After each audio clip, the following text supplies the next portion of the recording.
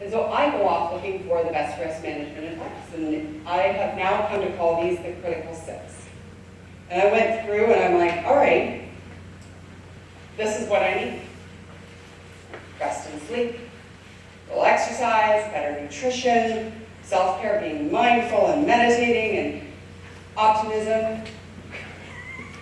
Curious, who would consider themselves an optimist? Great. Not quite half the room, and I can't see you online, but if you want to put up your hand and let us know. Now, who would consider themselves a pessimist? See, the pessimists never want to put up their hand because they're actually thinking, yeah, you know what they're thinking. But that advice for half of this room, if you tell somebody to be optimistic, is going to backfire. They're going to put resistance up. Do you agree?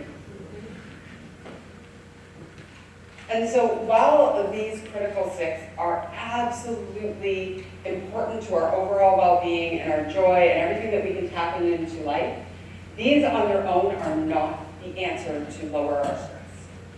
And what I said at the beginning about how I'm going to challenge conventional wisdom is because companies have been bringing in people to say, let's have yoga time, right? And we're going to do group meditation, and we're going to do,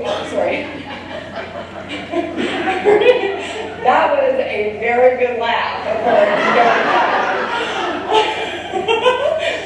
Apparently she knows that is not the answer. Like, do any of you, you've heard these, right? Like, I'm not shocking you with this advice, am I? Has anybody ever been sitting in a meeting with somebody, maybe it's a little bit contentious, and you're like, excuse me, client, you're causing me stress, and so I'm going to take a moment to It doesn't work.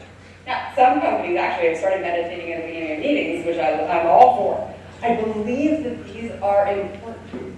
But when I say to somebody who's already on the cusp of burnout, who's already busy and has way too much on their plate, which the majority of us have already concluded is the case, to add exercise into their life. They're like, no, I don't have time for that. I don't have time to go to the bathroom. Like, I don't have time to add one more thing onto my plate that is supposedly going to make me feel better. Now, of course, do you feel better when you're healthier? Of course you do. But if you're like me and you have neuropathic pain, you know what, quite frankly, adding exercise some days was the best thing I could do, and other days, it was absolutely the worst thing I could do. And, then it becomes this level of judgment. Oh, I should have exercised today. I didn't meditate. I wasn't mindful.